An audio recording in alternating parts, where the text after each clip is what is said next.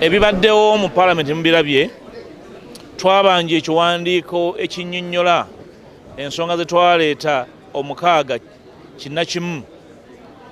Omukulu aleese ekiwandiiko kya miko 17 naye ng'ekiriko paragraph ziri mu Luzungu, temuli nsonga ya Simba gy'oyinza okugamba baginnyonnyodde. Kyongedde tutegeeza nti abantu bano si beetegefu kunnyonnyola ggwanga buvunaanyizibwa balina obw'obukuumi eri abantu n'okutegeeza eggwanga wa abantu baffe gye baabuzibwa. Abasoma ekiwandiiko simanyi kye banaalowooza ku yeetaddeko omukono n'abamuyambyeko kikola, kubanga abantu aba bulijjo n'abataasoma balina obujulizi obumala ku byakolebwa n'ebikolobero n'abantu abaabuzibwawo. Minisita alowooza nti omuntu eyabuzibwawo erinnya lye we likyuka okuva ku sitemu gyo n'afuuka baguma aba teyabulawo. Ndowooza kigenda tuyambako nga ttiimu okwongera okuteeka gavumenti eno ku nninga. Ku mulundi guno sigenda kukoma ku babaka baffe aba Parliament, tugenda kusaba bannayuganda bonna beegattemu mu kubanja, naddala nga gavumenti etandise okwebuzaabuza n'okugezaako okuteekawo embeera nti betwogerako tebiriiwo. Naye ekirungi ekivuddeyo tibazzeemu kulimba nsi nti abantu betwogerako tebaliiyo, bali mu kwegaana na kubuzaabuza. Njala kwebaza ttiimu yange olw'obumu n'okubasaba mwenna obutakkiriza abantu bonna bateekawo mbeera etwawulamu, kubanga ffe eddoboozi ly'abannayuganda abatalina aboogerera.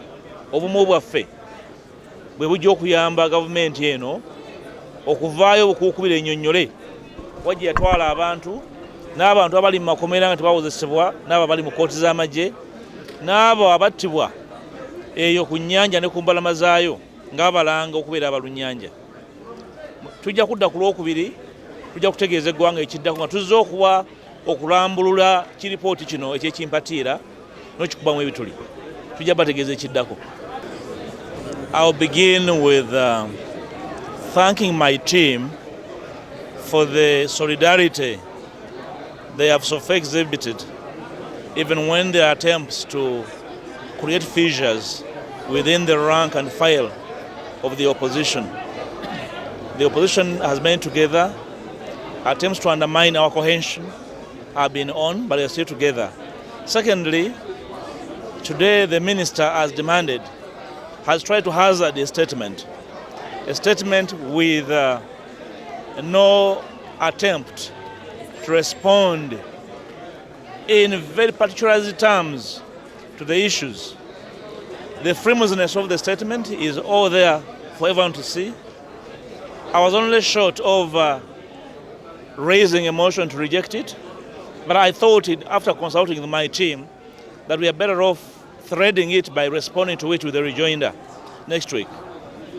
Invariably, the end game should be accountability, not merely creating statements without substance.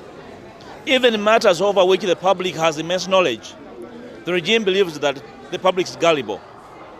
Where artificial accidents were created, where people were shot on the spot, the regime believes and continues to delude itself that we have no information.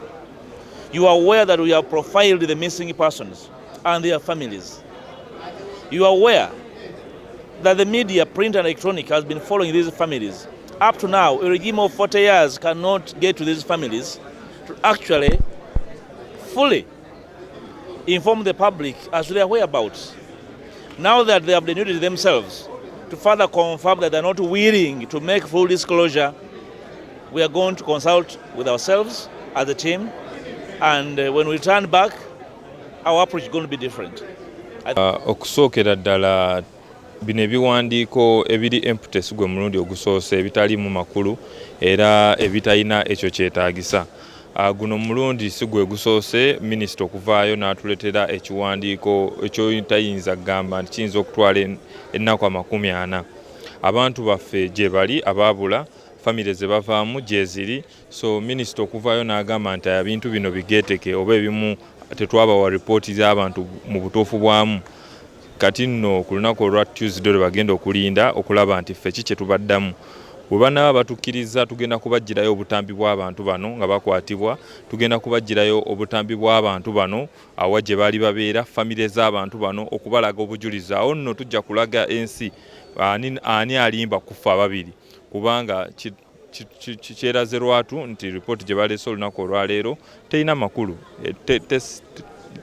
ebulamu bingi nnyo, era kitubadde tusuubira ne gye twasaba si kye batuwadde.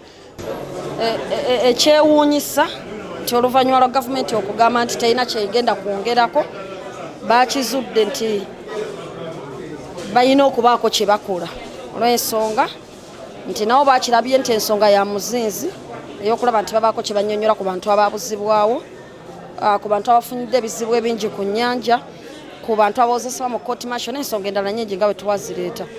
N'olwekyo lipooti yabwe tugiwuliriza, tuba appreciating olw'amaanyi ge baataddemu okunoonyereza n'okugattagatta ensonga, naye nze ng'omu ku bannamateeka ate abadde bali closely nnyo mu kunoonyereza ku nsonga zino n'okuwolereza aba political prisoners, nange files nzirina, so tugenda kuzireeta zonna ku mmeeza tutuule wamu tudiscussinge nga ttiimu ya opposition tukole response eyawamu ku nsonga zino nga naffe tulina obujulizi kuba naffe files tuzirina.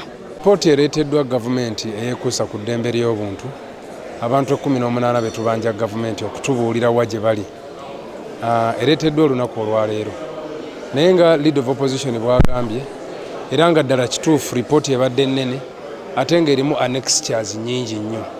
Kikulu nnyo okuddamu okwetegereza ripooti eno n'okusoma ebiwandiiko bye bakwasizza kwa ripooti eyo, tusobole okugiddamu, era nsuubira ffe nga opposition tugenda kutuula twongere okwegeyamuuko okulaba oba ddala kituufu ripooti eno ematiza oba tematiza, era kye tunaaba tuzzeemu kye tujja okuddamu tuleete wano ku floor ya parliament tulabe ate debate weenaaflowinga, ebirowoozo ebinaakubaganyiza ku ripooti si zombi, eya gavumenti n'eya opposition enaaba eddiddwamu mwe tujja okujja kyekyokukola, naye nga kyennyamiza nti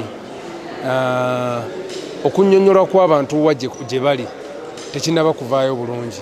Tulowooza nti bwe tunaaba tutandise debate ku lwokubiri nga tuleese rejoinder yaffe tujja kubeerako nekyo tusobola okuggyamu ekyamaanyi tulabe kyekiddako, naye ebibuuzibwa ebingi tebinnaba kuddwamu, naye nga ensonga teri ndala wabula kunnyonnyola wa bannayuganda gye bali.